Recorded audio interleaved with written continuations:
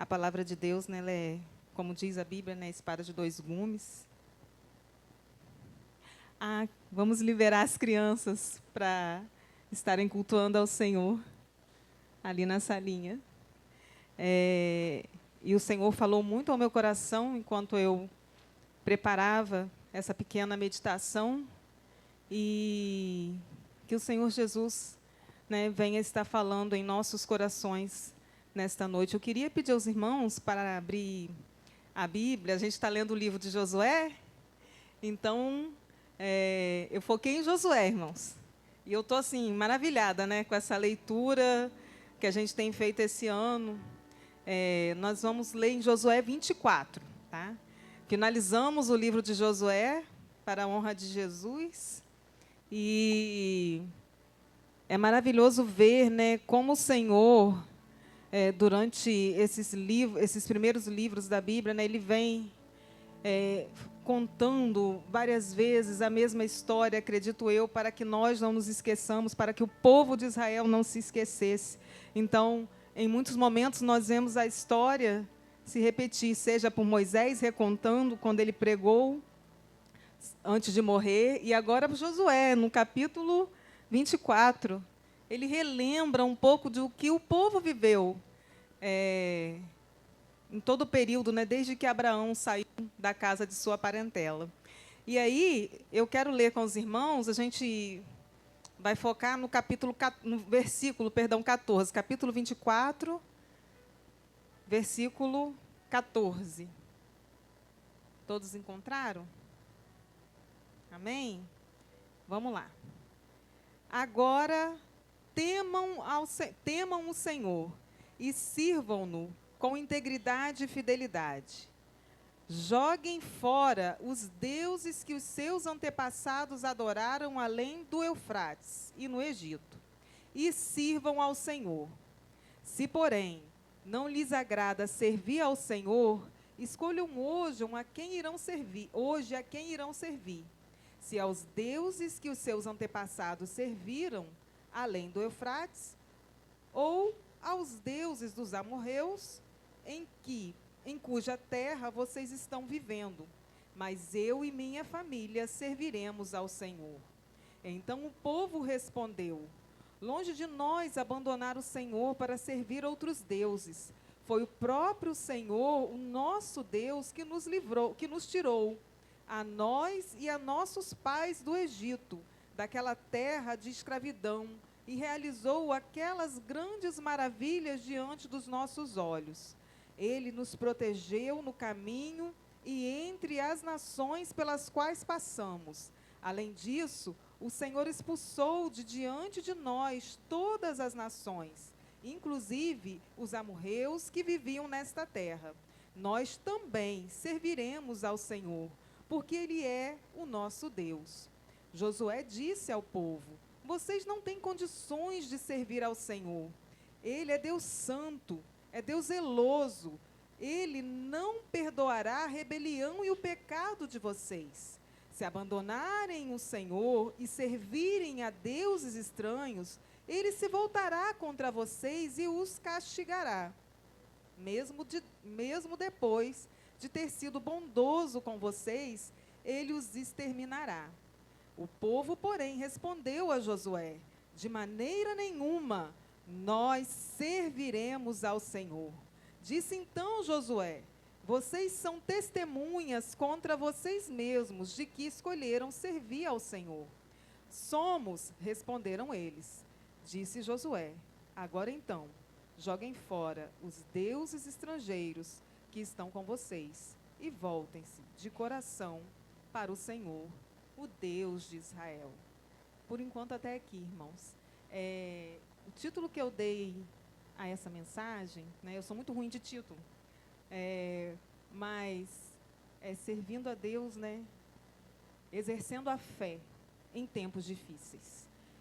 Eu não sei para vocês, irmãos, mas 2025, para mim, 2024 também, desde o meado de 2024, quando minha filha foi diagnosticada com uma colite inespecífica, tem sido um tempo difícil para mim. 2025 também. Eu até comentei com meu filho essa semana, ano esquisito, né, meu filho? Ele está servindo a Deus um retiro lá da igreja dele. A Julinha não está aqui porque foi servir com ele no retiro de jovens, de adolescentes e jovens lá da Igreja Batista de Betânia, em Santo Antônio de Jesus, na Bahia. Mas temos vivido tempos difíceis. E acredito eu que muitos de nós estamos vivendo tempos difíceis, né? E eu paro para pensar no povo de Israel, né? Ao longo de todo o Pentateuco, que são os primeiros 5 livros da Bíblia, a gente vê, né, o povo de Israel sendo assombrado por um grande gigante, que hora ou outra tenta afastar o povo do Senhor. E que gigante era esse, irmãos? A idolatria. Né? O povo de Israel, vira e mexe, praticava a idolatria. E Deus, quando falou a Abraão para sair de sua parentela, como está lá em Gênesis 12, ele conhecia o coração obediente de Abraão, né, e sabia que ele estava vivendo, o seu pai Terá, servia a outros deuses. Né? Aqui no livro 24 de Josué, no capítulo, 24 de Josué, no versículo 2, diz assim, ó, Josué disse a todo o povo, assim diz o Senhor, o Deus de Israel, há muito tempo os seus antepassados, inclusive Terá, pai de Abraão e de Naor, viviam além do Eufrates e prestavam culto a outros deuses. Então, quando Deus mandou Abraão sair de sua parentela, é porque Deus já conhecia que Abraão ia ser íntegro, que Abraão ia servi-lo e adorar em espírito e verdade. Então o Senhor falou, sai de sua parentela para a terra que eu te darei. Né? E Abraão obedeceu ao Senhor, e ele saiu de sua parentela. E a idolatria não alcançou o coração de Abraão. Né? E a gente continua, né, observando, então, perto de se despedir do povo, o que é que Josué vai fazer? Né? O que é que a gente vê nesse capítulo 24, Josué fazendo? Ele relembra o povo a quem eles deviam servir. Por que ele faz isso? Por que ele vai relembrar o povo a quem eles deveriam servir? Porque ele conhecia o histórico de Israel, irmãos. Ele conhecia o histórico de Israel de vez em quando cair na idolatria. Né? Quando, por exemplo, Moisés subiu ao monte para poder receber das mãos do Senhor, né, as tábuas da lei, o que é que o povo fez quando Moisés precisou ficar 40 dias e 40 noites no monte, ouvindo o Senhor e recebendo do Senhor as tábuas da lei? O povo achou que Moisés tivesse morrido. E aí o que é que o povo faz? O que é que o povo pede a Arão? Faz para nós um bezerro de ouro, para que nós possamos adorá-lo. E aí o povo vai, depois de tudo aquilo que o Senhor tinha feito por ele, o povo cai na idolatria. E aí Deus fala com Moisés, desce, porque este povo é obstinado. Ele percebeu que o povo estava praticando a idolatria contra ele, estava traindo a confiança dele. E aí Moisés desce, mas desce intercedendo pelo povo, porque a vontade do Senhor é o quê? Dominar o povo. Né? Mas Moisés desce intercedendo pelo povo, a ponto do Senhor dar uma nova chance ao povo de Israel. E então, irmãos, a gente vê, né, o povo de Israel, mais uma vez, vencendo esse gigante da idolatria, mas muitas das vezes caindo novamente nesse gigante que ele enfrentava. Então, nós temos em nossas vidas muitos gigantes, muitos problemas, muitas dificuldades, muitas tempestades, que nos fazem muitas das vezes titubear na nossa fé, né? Que nos fazem muitas das vezes parar e pensar, será que eu estou no caminho certo? Quem nunca, irmãos? Somos humanos. Somos humanos. Mas louvado seja o Senhor, né, que é misericordioso para conosco e que nos faz perceber que nós não estamos no caminho certo, que nós estamos prosseguindo para o alvo, né, que nós estamos prosseguindo para o alvo pelo prêmio da da nossa salvação em Cristo Jesus. Então, prossigo para o alvo. Então, é assim que a gente precisa agir, prosseguir sempre para o alvo, independente das circunstâncias. E o povo de Israel começou a enxergar os gigantes. Quando, por exemplo, Josué começou nas batalhas, né, quando Moisés morre, Josué assume, e aí as cidades começam a ser conquistadas. Antes das cidades serem conquistadas, o que é que Moisés fez antes de morrer? Manda espias para a terra. E lá foram 12 espias espiar Canaã. E o que eles observam? 10 dos espias, só as dificuldades. Né? Só as dificuldades, mas 2 observaram para além das dificuldades. 2 conseguiram observar que não eram eles que iam fazer nada, mas era o Senhor que ia fazer por eles. Então, a partir do momento que Josué e Caleb começam a falar para o povo, né, vamos, conquistemos a terra, aí o povo começou a se mover em direção a eles? Ainda não. O povo se moveu em direção aos 10 que não estavam acreditando. Porque é muito mais fácil, irmãos, nós nos deixarmos levar pelo pensamento pessimista, do que pelo pensamento positivo. Né? Então, o povo inicialmente se levou pelo pensamento pessimista. E começou a fazer o quê? Até amaldiçoar o Senhor. Por que o Senhor nos tirou dos Egito? Para morrer aqui. Toda a história que nós já lemos nesse período de leitura aí, de Números, Josué. Né? E aí a gente percebe que se não fosse o Senhor para renovar a nossa fé, se não fosse o Senhor, nós seríamos muito pessimistas. Nós seríamos o tempo inteiro, né, nós olharíamos para as dificuldades ao invés de olhar para o Deus que nós servimos. E aí o que é que Josué e Caleb fizeram? Olharam para o Deus que eles estavam servindo. Acreditaram.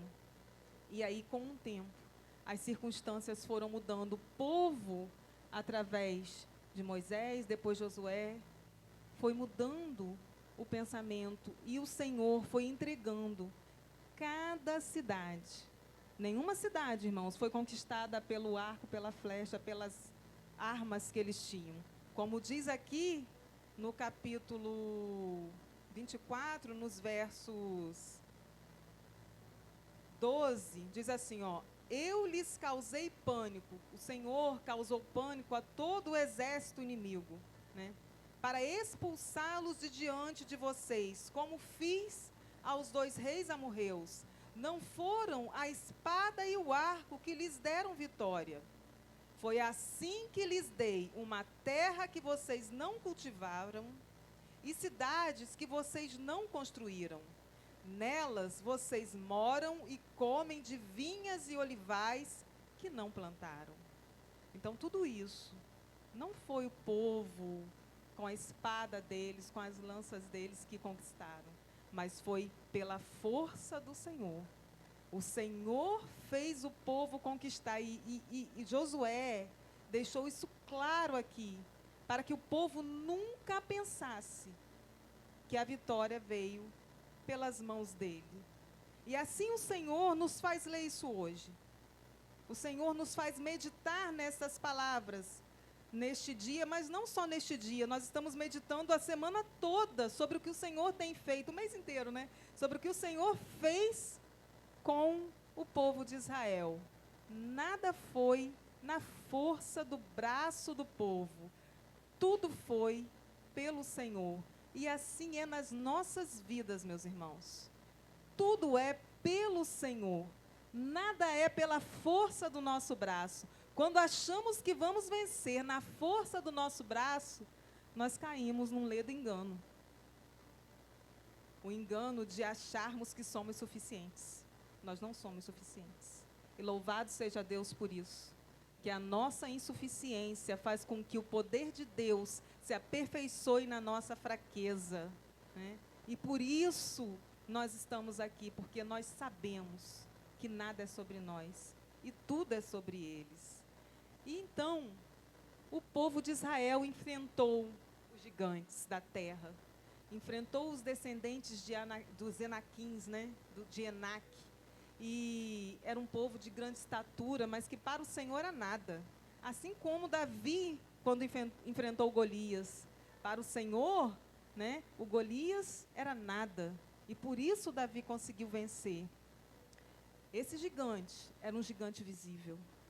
Nós enfrentamos a cada dia gigantes visíveis e gigantes invisíveis, né? No nosso dia a dia, assim como o povo de Israel enfrentou os gigantes visíveis, que foram os gigantes da terra, mas também enfrentaram os gigantes invisíveis, que muitas das vezes era praticar a fé quando tudo dizia que não, né? Eles enfrentaram o gigante da incredulidade em alguns momentos. Porque, irmãos, qual de nós, diante de um mar que nós precisamos atravessar, qual de nós ia crer que esse mar ia se abrir? Era um gigante. Então, eles precisaram exercitar a fé para que a incredulidade não caísse sobre eles. O Senhor fez acontecer ali naquele lugar. Mas até o Senhor fazer acontecer, como que não ficou a cabeça do povo que estava saindo de uma servidão no Egito e, de repente, ia morrer no meio do mar? Então, eles enfrentaram esse gigante, o gigante da fé em meio a uma situação impossível, né? Então, um gigante invisível. E aí, né, todos nós temos gigantes em nossas vidas. E qual gigante tem rondado sua vida hoje? Qual gigante tem rondado minha vida hoje? Nesses últimos meses, nos últimos anos, qual tem sido esse gigante? O gigante, ele vai aparecer para testar a nossa fé, né? E a diferença, meus irmãos, que vai fazer nas nossas vidas ao enfrentarmos esse gigante é entender que o Senhor, ele não nos dá nada que a gente não possa suportar. Isso é bíblico, né? Tudo que vem sobre nós, né, não é nada que a gente não consiga suportar.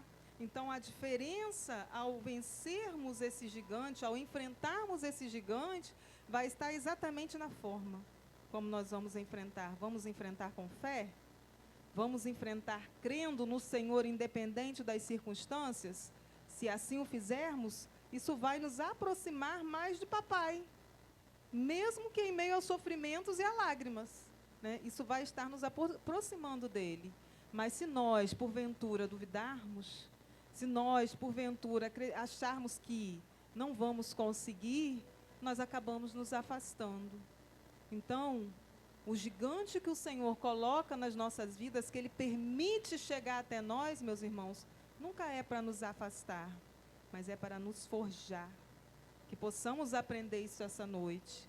Que o Senhor, Ele nos forja, e nos forja cada qual de uma maneira. A maneira que eu sou forjada nunca vai ser a maneira que um irmão que está aqui, qualquer um de nós, seremos forjados. O Senhor tem seus meios, eu gosto de dizer muito isso. Ele tem seus meios, Ele sabe como mexer com cada um de nós e nós darmos, né, o caminho de retorno. Ele faz isso conosco, porque o caminho de retorno não é só para aquele que se afasta de Jesus, não. Muito pelo contrário. Nós, todos os dias, em nossa caminhada, precisamos estar num eterno caminho de retorno para a graça de Deus, para que nunca em nosso coração nós achamos que somos alguma coisa. Então, o Senhor faz isso conosco. E qual é o seu gigante? Né? E eu queria meditar um pouquinho em atitudes que a gente precisa aprender a ter quando a gente estiver enfrentando esses gigantes em nossas vidas, né? Pode ser o gigante de um problema de saúde, o gigante de uma falta de emprego, o gigante de um problema físico ou emocional, né? Nós vivemos num mundo tão ansioso, tão conectado, que dificilmente nós não somos ansiosos, irmãos. Seja por qualquer motivo, hoje nós somos ansiosos. É difícil ter uma pessoa que pode dizer assim, eu não sou ansiosa. Por mais que nós tenhamos fé, nós somos ansiosos, né? E isso faz parte da nossa humanidade, dessa humanidade 24 horas conectada nesse mundo globalizado. E louvado seja Deus, que mesmo na ansiedade, Ele nos permite continuar caminhando. Então, nós vamos aprender aqui 3 atitudes que nós precisamos ter, né, quando a gente está enfrentando um gigante, uma dificuldade em nossas vidas.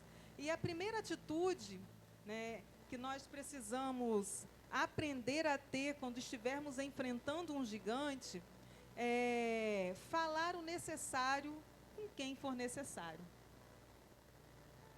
Eu fiquei pensando assim, Senhor, mas por que o Senhor trouxe isso ao meu coração? Falar o necessário com quem for necessário. Aí o Senhor me levou lá na mulher sunamita, que está lá no livro de 2 Reis, capítulo 4, do versos 8 ao 38.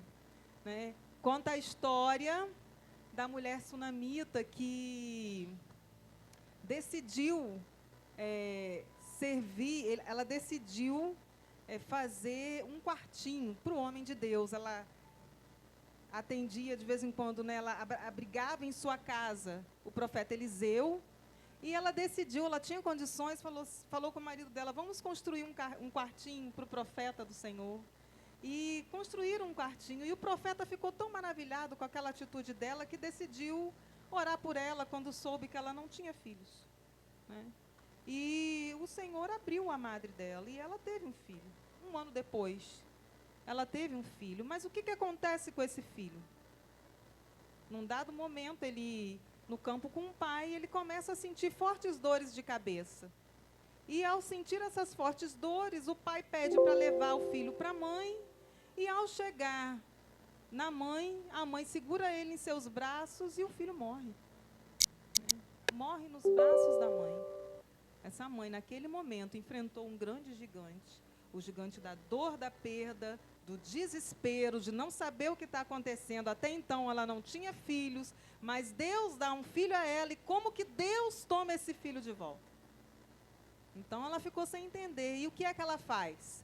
Leva o menino para o quarto do profeta, né?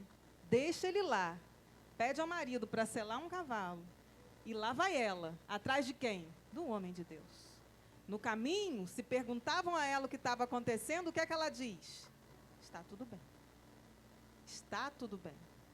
Ela não falou com quem ela não deveria falar o problema dela. Ela só falou para quem de fato ela foi procurar, ou seja, para Eliseu. Nem para Geazi.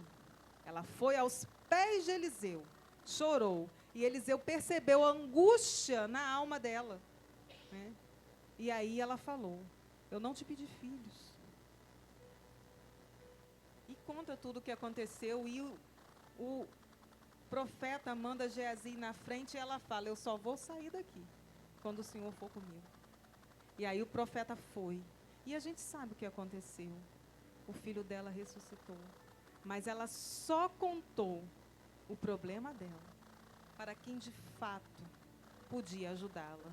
Ela não saiu contando para todo mundo, irmãos. Então a gente precisa aprender, num momento de dificuldade, quando a gente estiver enfrentando um gigante, seja ele qual for, né, a falar o necessário, com quem for necessário. E você? Para quem tem contado suas angústias? Esse gigante invisível que nos assola, a angústia é algo muito presente também em nossos dias, né? Muitas das vezes a gente não sabe o que está acontecendo com a gente, mas a gente se pega com o coração angustiado. Então, para quem você tem contado suas angústias? Jesus é o amigo melhor, é o amigo que melhor entende seus sentimentos. Isso não quer dizer que você não pode contar para alguém muito próximo de você seus problemas, mas quer dizer que você não pode deixar de contar para ele. Porque muitas das vezes a gente tem tanta necessidade de desabafar com alguém, que a gente vai ao nosso melhor amigo, a pessoa mais próxima de nós, e a gente desabafa, conta aquilo que está nos angustiando. mas a gente esquece de orar por aquela angústia. E aí, a gente esquece de fazer o principal. Então, que possamos, irmãos, entender que a pessoa que primeiro precisa saber das nossas angústias é o Senhor. Ele é nosso melhor amigo. Ele é aquele que não nos abandona, independente das circunstâncias. Ele é aquele que é o anelo para as nossas almas, né? Que nos traz paz em meio à tempestade. Conte para ele. Conte para ele as suas angústias. E a segunda coisa que a gente precisa, a segunda atitude que a gente precisa ter, né, quando a gente estiver enfrentando uma dificuldade, um gigante muito grande, a gente precisa confiar no tempo do Senhor para que o gigante seja vencido. A gente quer tudo no nosso tempo. Somos muito imediatistas, né? Queremos vencer o gigante a qualquer custo, o quanto antes. Mas o Senhor não é assim, né? O nosso tempo não é o tempo do Senhor. E aí, eu lembro da oração de Abacuque. Eu lembro de todo capítulo, né, todo livro de Abacuque, 3 capítulos. E a gente vê o quanto Abacuque começa a dialogar com Deus, em sinceridade de coração, porque ele fica revoltado. Por que Abacuque ficou revoltado? Abacuque ficou revoltado porque via Judá, né, seu povo sendo o quê? Massacrado pelos babilônicos. A Babilônia fazia mal para o povo de Deus e ele falava assim: Senhor, o Senhor não está fazendo nada. Ele começa a questionar e a orar ao Senhor, dialogar mesmo ali, amigo para amigo. E o Senhor começa a palestrar com ele, né? O Senhor começa a mostrar para ele que nada é no tempo que ele queria, mas tudo é no tempo do Senhor e que na hora certa a vitória viria.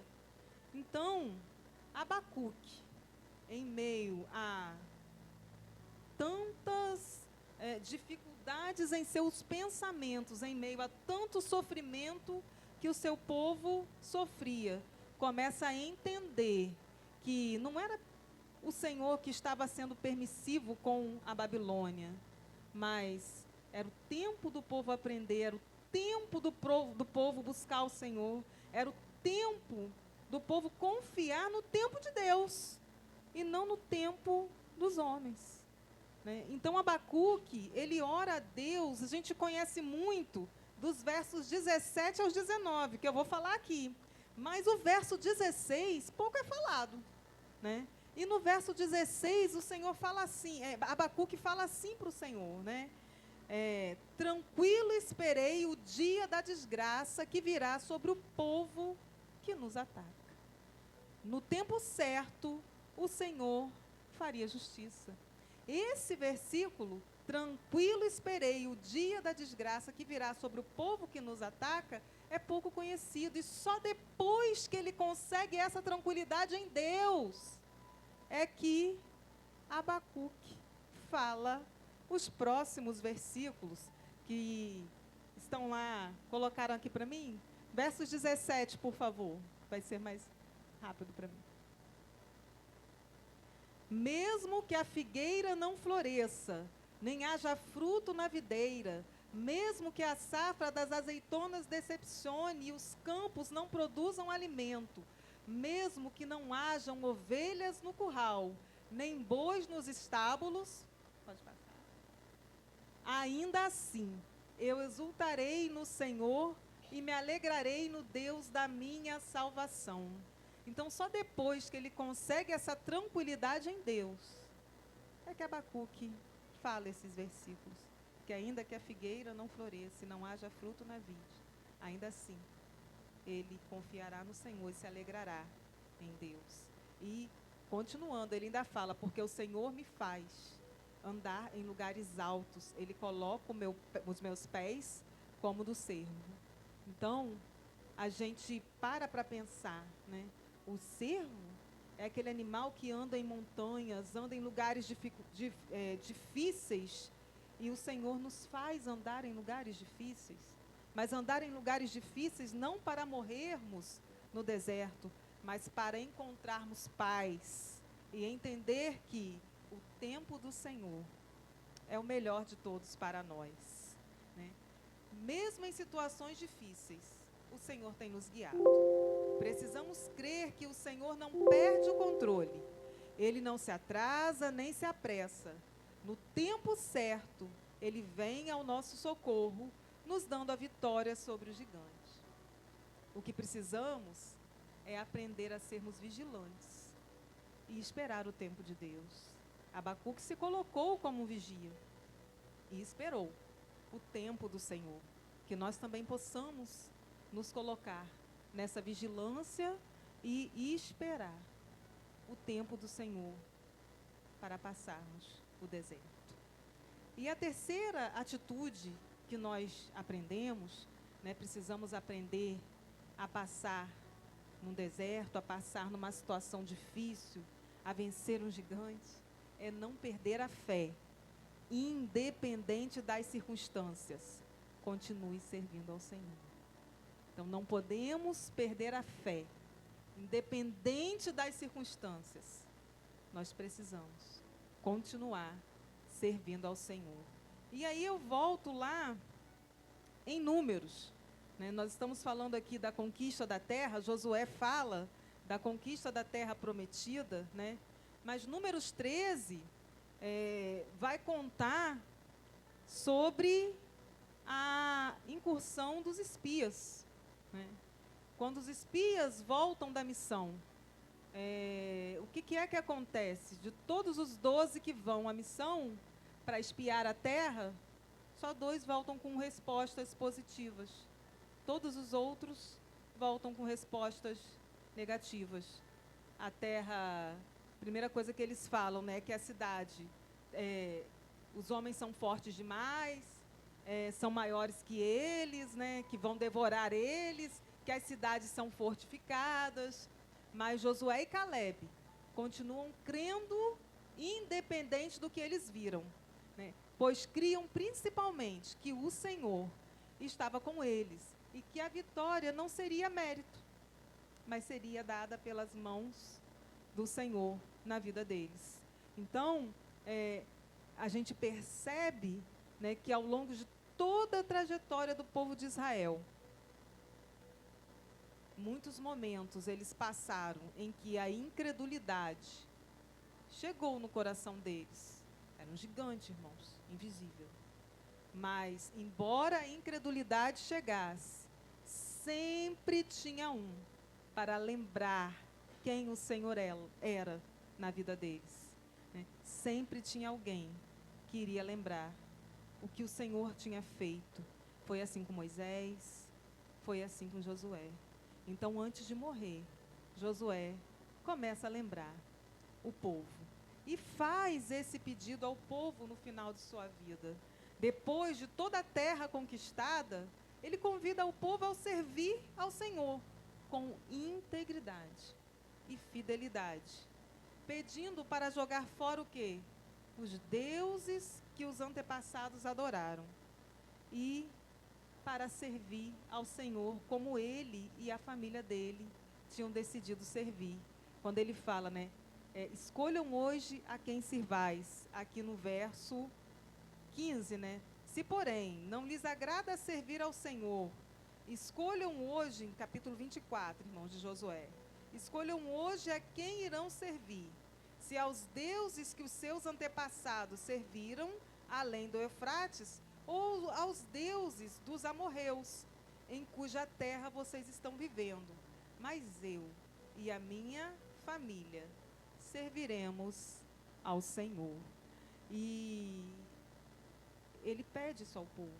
E ainda diz, né, para o povo assim: se vocês escolherem servir ao Senhor, né, entendam que vocês estão se colocando como testemunhas de que vocês decidiram não servir a outros deuses, porque eles falaram: o Senhor, como está escrito aqui, não irá permitir que vocês voltem a pecar.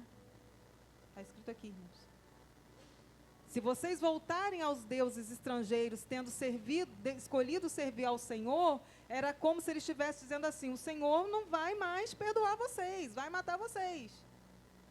E eles falam: não, nós vamos servir ao Senhor. Eles estavam ali de fato tomando essa atitude de servir ao Senhor, porque eles perceberam que foi o Senhor quem fez eles vencerem todos os gigantes ao longo da trajetória da vida de Israel, de todo o povo de Israel. Não houve outro Deus que fizesse com que vencessem os gigantes, mas o Senhor foi aquele que pelejou pelo povo, foi aquele que amedrontou o exército adversário e fez com que o povo obtivesse a terra que o Senhor prometeu para eles. E assim somos nós, irmãos, na nossa caminhada. Nós enfrentamos muitos gigantes, muitas dificuldades, muitos desertos, né, que vão testar a nossa fé. E por isso nós precisamos exercer a nossa fé em tempos difíceis. Vivemos tempos muito difíceis e a nossa fé não pode deixar de ser exercitada. Precisamos exercer. E eu queria deixar aqui um testemunho. A gente às vezes pensa assim que na nossa caminhada nós não vamos ter tantas dificuldades porque nós estamos nos aproximando cada dia mais do Senhor. E eu, na minha adolescência, irmãos, eu vivi uma adolescência muito próxima de papai, sabe? Eu aceitei Jesus com 14 anos. E me entreguei de corpo e alma, assim, para Jesus. Só que com 18 anos, eu recebi um diagnóstico de uma doença muito séria. E eu não entendi por que aquele diagnóstico veio sobre a minha vida em um momento que eu só servia ao Senhor. Né? Minha mãe achava que eu ia morrer. Eu fui acometida de trombose venosa profunda. Para uma adolescente, isso não é comum. Né? Geralmente tem-se trombose quando você faz uma cirurgia, ou quando você toma um contraceptivo, ou quando você tem alguma questão genética na família. Eu não, teoricamente, não tinha. Né? Não tinha. E com 18 anos, terminando meu curso técnico de enfermagem, o Senhor permitiu que essa doença chegasse sobre a minha vida. E naquela época, há 22 anos atrás, mais ou menos, 23, por aí, né? Não era tão fácil cuidar. Hoje a trombose é uma doença mais fácil de se tratar. Ainda assim, difícil, mas mais fácil de se tratar. Naquela época, poucos médicos entendiam, né, do tratamento. Nós não tínhamos plano de saúde, não conhecíamos angiologista, nunca tínhamos ido, mas o Senhor foi abrindo as portas. Né? Tratei na Santa Casa de Misericórdia de Campos, com um médico angiologista que tinha ali. Foi difícil, irmãos, porque toda semana eu tinha que fazer exame de sangue, tomava anticoagulante, né, oral, e era um Marevan, um anticoagulante que é perigosíssimo. Qualquer coisinha que eu me cortasse poderia ter uma hemorragia. E minha mãe muito aflita, chorava achando que eu ia de fato morrer. E eu, muito de consagração, sabe, aquela crente assembleana, na época eu era da Assembleia de Deus, de consagração, eu ia muito para a consagração e falava: Senhor, tudo tem um propósito, então mostra o propósito, né? Eu não entendo, mas o Senhor sabe. A ponto, irmãos, de ter dia que eu não conseguia calçar, de tanto que minha perna esquerda inchava. Né? Tentei fazer um procedimento para desentupir a veia, não deu certo. O médico falou que não estava legal, que eu tinha que continuar tomando o remédio e seguir o tratamento, mas confiando em Deus. Foi um gigante difícil. Tive que parar meu curso de enfermagem, porque fui convidada a me retirar do curso. Faltando 3 meses para terminar o estágio, eu tive que sair, porque era um perigo para o hospital eu estar fazendo estágio. Então, não podia continuar lá, porque, teoricamente, quem tem trombose não pode pegar peso, não pode subir rampa, né? Ferreira Machado, rampa, escada. enfim. E aí, ao final, eu comecei assim, pedindo muito a Deus misericórdia, orando, orando, e o Senhor, numa consagração, falou comigo. Eu tive uma deficiência de proteína C, que é a deficiência que impedia de eu trombosar. Então, eu podia ter trombos em qualquer lugar do corpo, cabeça, coração, qualquer parte, né? E, numa consagração, ele usou uma irmã que nunca tinha me visto e falou assim: eu vou na raiz do seu problema, mas vou te deixar um sinal para que você não esqueça que fui eu que te curei. E qual era a raiz do meu problema, irmãos? A deficiência de proteína C, né? Que eu não produzia. Eu estava assim, condenada, entre aspas, a tomar o remédio o resto da minha vida. Né? E quando o Senhor falou isso, eu falei: eu vou voltar no médico. Eu vou voltar no médico. Voltei no médico, falei para ele, mas meu médico era incrédulo, não acreditava em Deus, né? E não acreditava mesmo, irmãos. E ele falou assim: não, mas você tem um problema, para que repetir o exame? E eu falava: eu quero repetir o exame, eu quero repetir o exame. E ele não queria que eu repetisse o exame. Mas até que eu falei: não, o senhor... E tinha que pagar, irmãos, a gente não tinha condições. Mas eu falei: ó, se o senhor fizer 50% para mim, eu consigo pagar. Aí ele... Juntei o dinheiro, ele fez 50% de desconto, eu consegui fazer o exame. E ele falou assim: realmente, você não tem mais deficiência de proteína C. Você ainda tem um trombozinho aí, que você vai tomar remédio para desfazer. Mas a deficiência da proteína C você não tem mais. Aí ele falou assim: às vezes, a incredulidade dele, né? Às vezes o corpo da gente volta a produzir. Eu falei assim: às vezes não. Foi Deus que me curou. Ele falou assim: mas por que você está dizendo que foi Deus? Porque Deus falou que Ele tinha me curado, que Ele tinha ido na raiz do meu problema, e a raiz do meu problema era essa deficiência. E de lá eu saí, irmãos, glorificando ao Senhor. Hoje eu não tomo mais remédio nenhum. O trombo, graças a Deus, foi desfeito. Quando faço cirurgia, que é raro, né? Preciso tomar um anticoagulante, porque sou diagnosticada como tendo tendência a ter trombo.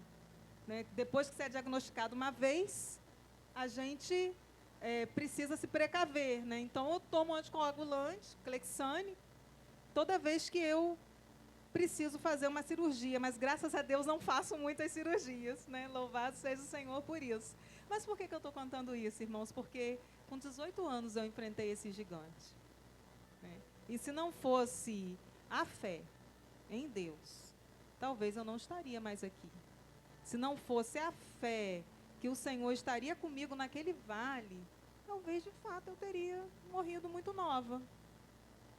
No ano passado, minha filha foi diagnosticada com uma colite inespecífica, né, que nós estamos ainda buscando ver como que é. Isso até fez com que ela ama missões, né, gosta de estar viajando, mas isso fez com que ela parasse um pouquinho. Foi ver o irmão agora, mas não é tudo que ela pode comer, não pode... Tem restrições, né? Mas nós estamos enfrentando esses gigantes também na força do Senhor e não na força do nosso braço. Na hora certa, ela vai voltar a fazer aquilo que o coração dela quer fazer para o Senhor. Nesse tempo, ela está descansando em Deus, né? Aprendendo, sendo forjada pelo Senhor. Então, eu volto a perguntar: qual gigante tem rondado sua vida nesta noite? Saiba que não existe nada melhor do que vencer qualquer situação ao lado de Jesus. Ele é seu amigo fiel, aquele que no Getsêmani 3 vezes orou para que, se possível, aquele gigante do Calvário, né, fosse passado da vida dele. Né? Mas ele não desistiu. Por mais que ele pediu a Deus, né, ele ainda falou: mas faça a tua vontade. Cumpra a tua vontade. E através do sacrifício dele na cruz do Calvário, é que nós estamos aqui hoje. O Senhor enfrentou um grande gigante por nós. Ele deu a sua vida por nós. Então, não existe gigante, irmãos, que nós não possamos enfrentar com ele. Qualquer gigante na presença do Senhor vai se tornar pequeno, né? Porque é Ele quem peleja por nós. Então, que nós saiamos daqui nessa noite com essa certeza. E isso é a equipe de louvor. Que nós venhamos ter essa certeza nessa noite, que Nos braços de papai, não existe gigante que nos derrote. Nos braços de papai, não existe situação em que a gente vai enfrentar que vai nos fazer parar. Que aprendamos isso nesta noite, né? Que o nosso coração esteja voltado para o agir de Deus e que todo e qualquer gigante que esteja assolando o nosso coração, a nossa mente, seja vencido pela fé em Cristo Jesus, né? Então, que nós aprendamos a falar o necessário com quem de fato importa, assim como fez a sunamita. Que nós possamos entender que o tempo do Senhor é o melhor. Nós não vamos morrer no deserto, o povo de Israel não morreu no deserto, então nós também não vamos morrer no deserto. O Senhor vai nos dar o melhor dessa terra, assim como Deus deu para o povo de Israel. E que nós possamos permanecer firmes no tempo do Senhor, esperando a salvação que vem dele. Seja qualquer que for a situação que nós estejamos enfrentando, que o Senhor venha nos dar consolo, venha nos dar calma, venha nos dar a paz que excede todo entendimento, para vencermos e transpormos os gigantes que nos sobrevêm. Amém? Vamos orar?